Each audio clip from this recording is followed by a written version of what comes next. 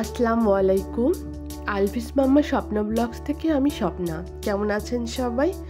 আলহামদুলিল্লাহ, আমরাও ভালো আছি। আশা করি আপনারাও সবাই ভালো আছেন। ছাদে আসছিলাম গাছে একটু পানি দিতে। তারপরে ভাবলাম যে আন্টির এই গাছের থেকে একটু সজনে পাতা নিয়ে যাই ভর্তা করার জন্য। সজনে গাছটা আমার না, আমার এক প্রতিবেশী আন্টির। আমি সজনে গাছ একবার নিয়ে এসে লাগিয়েছিলাম যশোর থেকে, আম্মু দিয়েছিল, বাট সেই গাছটা হয়নি। কেন যেন হয়নি গাছটা। কিছুদিন পরে দেখলাম গাছটা শুকিয়ে গেছে। আন্টিকে বলেছিলাম, আন্টি বলল তোমার যখন লাগবে তখন তুমি নিয়ে যেও পাতা। আর আপনারা তো সবাই কম বেশি জানেন সজনে আর সজনে পাতা অনেক বেশি উপকারী একটা জিনিস, একটা ঔষধি গুণাগুণ আছে এই পাতায়। আজ আমি এই পাতাটা ভর্তা করব মাছ দিয়ে, অবশ্যই আপনাদের সাথে শেয়ার করব। মিষ্টি কুমড়া পাতা দিয়ে শুটকি মাছের একটা রেসিপিও দেখাবো আপনাদেরকে। তারপরে নিচে চলে আসলাম, এসে শুটকি মাছ বের করতেছি। আর এই ফ্রিজটাতে আমি সব ধরনের মশলা, ডাল এই ফ্রিজে রেখে দিই, যেটা এক্সট্রা থাকে সেটা, না হলে বাইরে রাখলে পোকা হয়ে যায়। আর আমি শুটকি মাছ কীভাবে সংরক্ষণ করে রাখি সেটা আমি আপনাদের সাথে শেয়ার করছি। আমি একবারেই শুটকি মাছটা সুন্দর করে কুটে পরিষ্কার করে এরকম ছোট ছোট পলিতে করে রেখে তারপরেই এই বক্সে করে রেখে দিই। তাহলে কোনো রকম শুটকি মাছের গন্ধ বের হয় না। আর শুটকি মাছটা ফ্রিজে রাখার কারণে অনেক দিন পর্যন্ত ভালো থাকে। আর এখানে আমি কাতকি মাছের শুটকি নিয়েছি আর লইট্টা মাছ একটু নিয়েছি। এই মাছটা ভালোভাবে পরিষ্কার করে ধুয়ে তারপরে গরম পানিতে একটু ফুটিয়ে নিয়েছি। তারপরে ঝুড়িতে করে ভালোভাবে ধুয়ে তারপরে এই যে প্লেটে নিয়েছি। আর শুটকি মাছের সাথে শুকনা মরিচ, পেঁয়াজ কুচি আর রসুন, এগুলো সব একসাথে পাটায় বেটে নিব, নিয়ে তারপরে ভুনা করব। একটু গুছিয়ে নিলাম। তারপরে এবার নাস্তাটা আমি করে নিচ্ছি সকালের। গতদিন দেখিয়েছিলাম ভেন্ডি তুলে নিয়ে আসছিলাম ছাদের থেকে, সেই ভেন্ডি ভাজি, ডিম আর রুটি ভেজে নিয়েছি। নিজের গাছের সবজি ভাজি দিয়ে রুটি খাচ্ছি সকালে, আলহামদুলিল্লাহ। নাস্তা করেই সজনে পাতাটা একটু বেছে নিলাম। সজনে পাতা বাছতে খুব বেশি সময় লাগে না, এরকম ডালের থেকে পাতাগুলো ছাড়িয়ে নিলেই হয়ে যায়।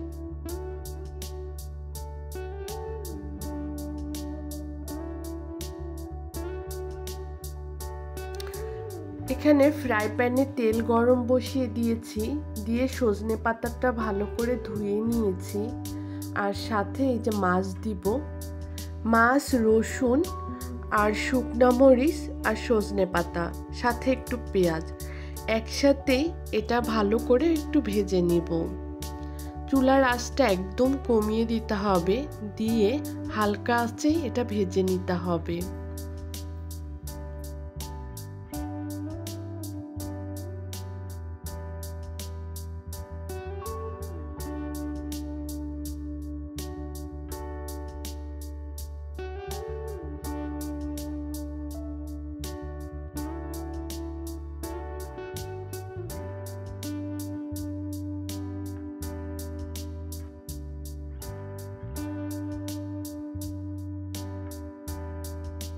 ফ্রাই প্যানটা গরম হয়ে গেলে আমি একটু নেড়ে চেড়ে একটু ভাজা ভাজা করে নিব।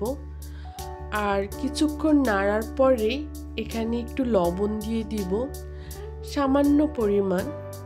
পরে পরিমাণ মতো স্বাদ অনুযায়ী আমি লবণ পরেও দিতে পারবো।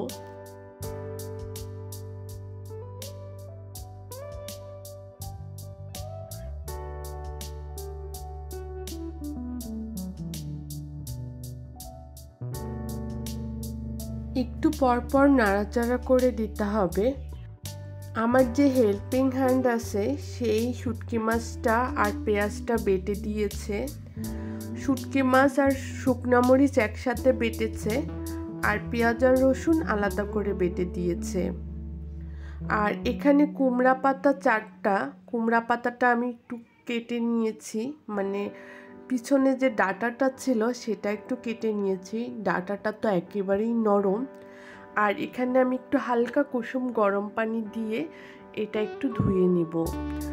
কুমড়া পাতা একটু গরম পানিতে ধুয়ে নিলে, হালকা গরম পানিতে ধুয়ে নিলে এই পাতার যে গায়ে কাটা কাটা একটা ভাব আছে সেইটা চলে যাবে। আর এখানে আমার মাছটাও প্রায় ভাজা হয়ে গেছে, সজনে পাতার মাছ।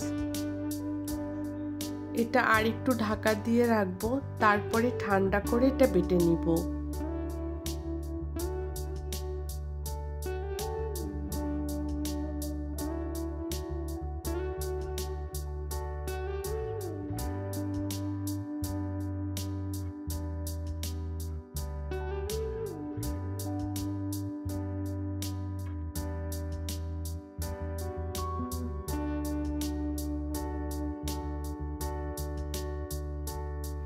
আমার সজনে পাতার ভর্তাটা বাটা হয়ে গেছে, খেতে খুবই সুস্বাদু হয়েছে। আমার কাছে তো খুবই ভালো লাগছে। এই ভর্তাটা আমি পরপর 3 দিন করলাম, তারপরে আজকে ভাবলাম আপনাদের সাথে একটু শেয়ার করি। আর এখানে শুটকি মাছের ভুনাটা করব। এখানে একটু পেঁয়াজ কুচি দিয়ে দিলাম তেলের মধ্যে, দিয়ে ভালোভাবে এটা নাড়াচাড়া করে নিব।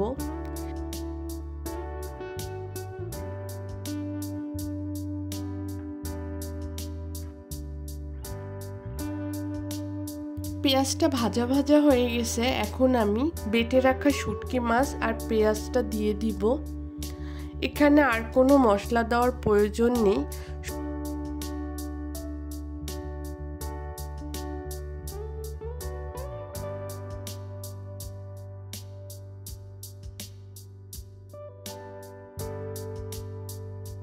একটু নাড়াচাড়া করে আমি একটু হলুদ আর একটু লবণ দিয়ে দিব পরিমাণ মতো, দিয়ে এটা ভালো করে মিক্সড করে নিব।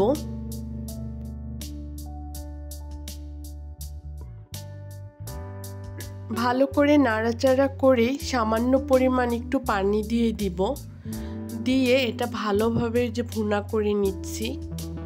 চুলার আঁচটা কমিয়ে দিয়ে হালকা আঁচে এটা কিছুক্ষণ পরপর নাড়াচাড়া করতে হবে। একটু ঢাকা দিয়ে দিব আর চুলার আঁচটা একদম মিডিয়ামে দিয়ে দিব।